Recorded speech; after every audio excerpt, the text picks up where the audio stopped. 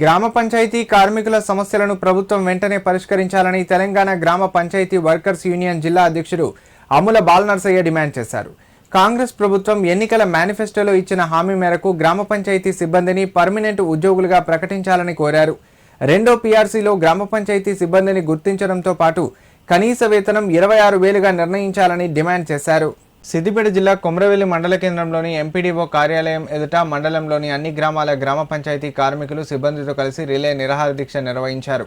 ఈ సందర్భంగా బాలనర్సయ్య మాట్లాడుతూ ముఖ్యమంత్రి ఇచ్చిన హామీ మేరకు గ్రీన్ ఛానల్ ద్వారా కార్మికుల ఖాతాల్లో వేతనాలు జమ చేయాలని, ప్రమాదవశాత్తు కార్మికుడు మరణిస్తే అతని కుటుంబానికి 30 లక్షల ఆర్థిక భరోసా కల్పించాలని డిమాండ్ చేశారు.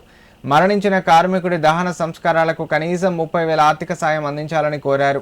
వయసు పైబడిన, అనారోగ్యానికి గురైన లేదా మరణించిన కార్మికుల స్థానంలో వారి కుటుంబ సభ్యులకు ఉపాధి కల్పించాలని అన్నారు. కార్యక్రమంలో మండల కమిటీ అధ్యక్షులు పరశురాములు, ఉపాధ్యక్షులు లింగం, శ్రీనివాస్తో పాటు అరవింద్, పుష్ప, సాయిలు, మల్లేశం, కనకయ్య, మండలంలోని వివిధ గ్రామాల పంచాయతీ సిబ్బంది పాల్గొన్నారు.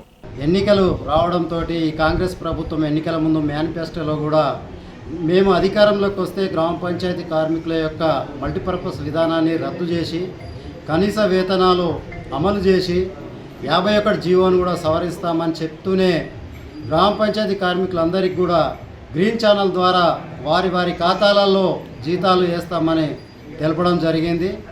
ఈ గ్రామ పంచాయతీ కార్మికులు అనేక సందర్భాల్లో రాష్ట్ర ప్రభుత్వం దృష్టికి తీసుకుపోయినా కానీ 2 సంవత్సరాలన్నర పూర్తి అవుతున్నా కానీ ఇప్పటి వరకు గ్రామ పంచాయతీ కార్మికుల సమస్యల మీద మాట కూడా మాట్లాడడం లేదు.